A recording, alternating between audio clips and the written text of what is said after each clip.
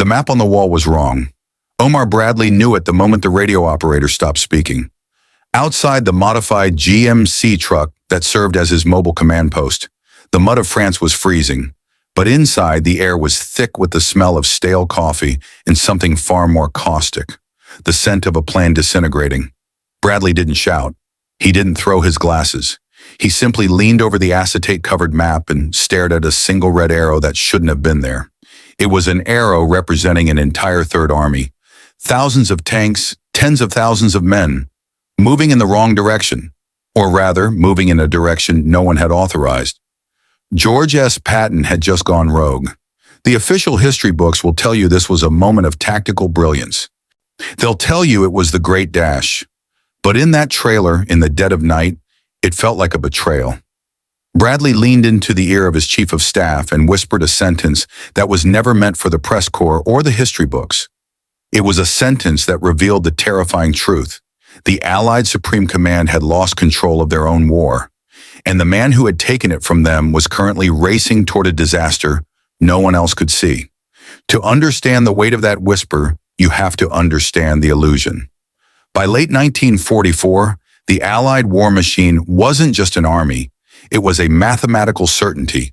The planners in London and Washington had turned liberation into a ledger. So many gallons of fuel equals so many miles of progress. So many shells equals so many neutralized German divisions, when everything was synchronized. Omar Bradley was the GI's general, the man of logic, the man who believed in the system.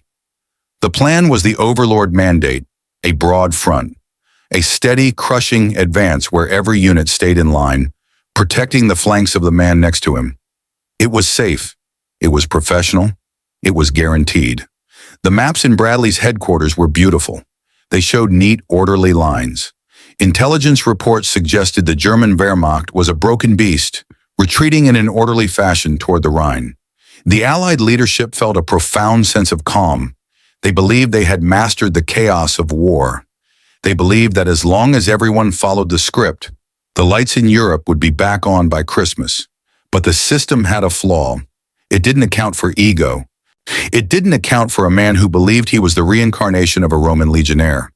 What Bradley and the Supreme Command didn't realize was that while they were playing chess, one of their most powerful pieces had decided the board was too small, and he was about to flip it.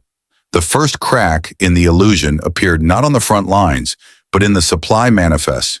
Tonnage began to go missing. Thousands of gallons of Red Ball Express fuel destined for the steady, methodical advance in the north, were being diverted.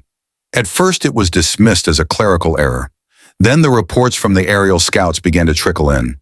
There were sightings of massive columns of American armor moving at speeds that were physically impossible according to the logistics manual. Oh, these units weren't engaging the enemy in standard maneuvers. They were bypassing them. They were leaving their own flanks completely exposed to German counterattacks. Bradley's staff sent out inquiries. They asked for positions. The replies they got back from Patton's Third Army headquarters were vague, bordering on insolent. Position fluid, the cables read, advancing rapidly. One junior officer in Bradley's circle noticed a terrifying detail. Patton's lead elements were now so far ahead of their radio relay that they were effectively dark. They were moving into the heart of occupied territory with no support, no guaranteed fuel, and no way to be told to stop. The decision was made to wait for more data, to trust the veteran commander. It was a decision that would haunt Bradley for the rest of his life. Because while the planners were waiting for data, the reality of the war was being rewritten by a man who refused to read the script. By the time Bradley realized the scale of the deviation, it was too late to issue a simple halt order. Patton had created a momentum that was its own justification. Patton wasn't just capturing towns. He was capturing headlines. The American public was falling in love with the dash. This put Bradley in a psychological vice. If he ordered Patton to stop, he was the bureaucrat who killed the hero's momentum. If he let him continue, he was risking the encirclement and destruction of the entire Third Army. Patton sensed this hesitation. He doubled down. He began to strip his own rearguard units of their fuel to keep his lead tanks moving. He was gambling the lives of 500,000 men on the assumption that the Germans were too tired to hit back. The tension in the Allied command reached a breaking point. Every 90 seconds, a new report would arrive. Patton has taken another bridge. Patton has run out of gas. Patton has seized a German supply depot and is using their fuel to keep going. The Allied plan wasn't just obsolete, it was a joke. The broad front was now a jagged, dangerous spearhead. Bradley was forced to make a choice. Do you cut off the man who is winning the war, or do you let him drive everyone into a potential trap? He chose to gamble. He chose to stay silent. And that's when the situation crossed the point of no return. This is the moment history usually skips, the moment the mask slipped. Behind the closed doors of his trailer, Bradley's calm persona evaporated. We know from the private diaries of those present that the atmosphere was radioactive. Bradley wasn't impressed by the speed. He was terrified by the recklessness.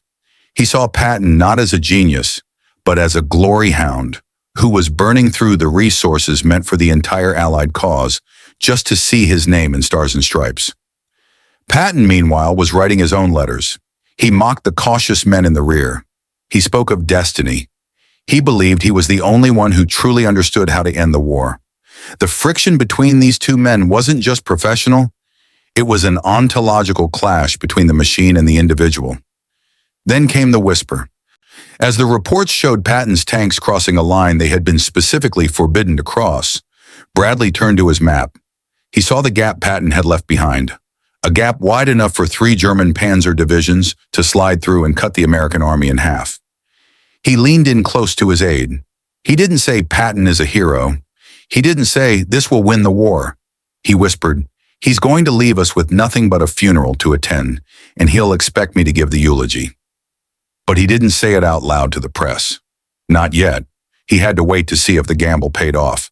The fallout of Patton's dash wasn't a German victory, but something more subtle and permanent.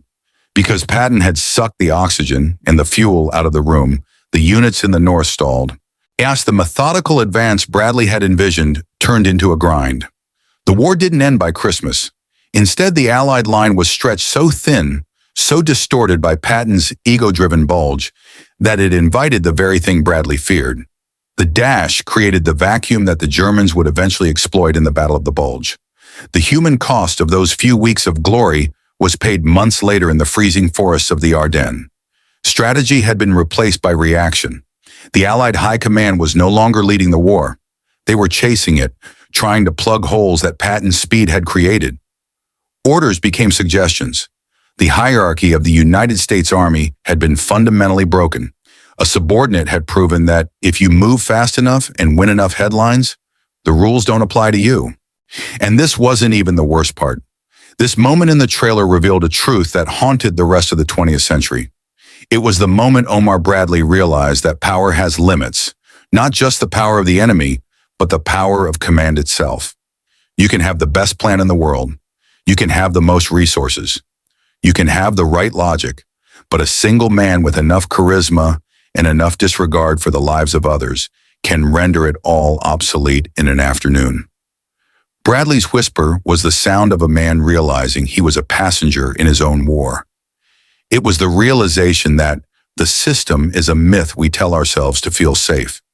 In reality, history is driven by the reckless, the egomaniacal, and the lucky. Patton's dash didn't just break the German lines. It broke the idea that war could be managed. It proved that in the face of a great man or a great ego, the broad front of logic will always crumble. So how do we judge this? If you look at the maps, Patton was right. He took more ground, faster than any general in history. He shattered the German morale. If you look at the graves, Bradley was right. The recklessness of the dash depleted supplies, exhausted the men, and created the instability that led to the bloodiest winter in American history. Was George Patton a visionary who saw a window of opportunity that the bureaucrats were too blind to see? Or was he a man whose desperate need for historical immortality led him to gamble with the lives of his soldiers, leaving his superiors to clean up the mess? Was Bradley's whisper a sign of jealousy, or the ultimate act of leadership? It's seeing the catastrophe hidden behind the victory. History has never agreed on the answer, and perhaps the reason we still talk about it today isn't because of what was won on the battlefield, but because of what was lost in that trailer. Who was the real hero? The man who followed the plan to save his men, or the man who broke the plan to win the war? The comments are open. Tell me, who would you want leading your sons? The man with the map or the man with the whip?